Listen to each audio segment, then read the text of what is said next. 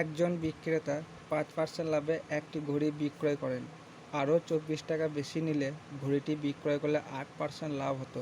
তাহলে ঘড়িটি ক্রয় মূল্য কত? এই অঙ্কটা সম্ভবত কোনো না কোনো এক্সামে আমাদের আসা WBP, ঠিক আছে? তো এই টাইপটা খুব ইম্পর্টেন্ট। তো এই টাইপটা তোমরা শর্টে কীভাবে করবে, শর্টকাটে দেখো। আমাকে বলে যে 5% লাভ আর এদের 8% লাভ। এর 5 থেকে আমরা এখানে লিখলাম 5 আর 8, ঠিক আছে? এদের দুজনের মধ্যে ডিফারেন্ট কত? আমার 5 থেকে 8 হতে কত বেশি লেগেছে?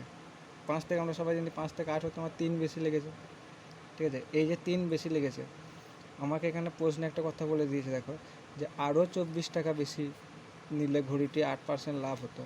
তা আরও 24 টাকা বেশি নিলে তাহলে আমরা বলতে পারি যে এখানে 3-এর মানটাই 24, 3 মানেই 24, কারণ আমার এখান থেকে তো 3 লেগেছে, ঠিক আছে? এর ডিফারেন্ট 3 টাকা বেশি হয়ে লেগেছে, তারপরেই তো 8 হয়েছে, সুতরাং 3 মানেই 24। এবার আমরা জানি যে ক্রয় মূল্যকে সবসময় বেশিরভাগ সময় ক্ষেত্রে 100 ধরে নেব, ঠিক আছে? গণিত 100 করে দাও, 3 8 24, তাহলে কত উত্তর? 800।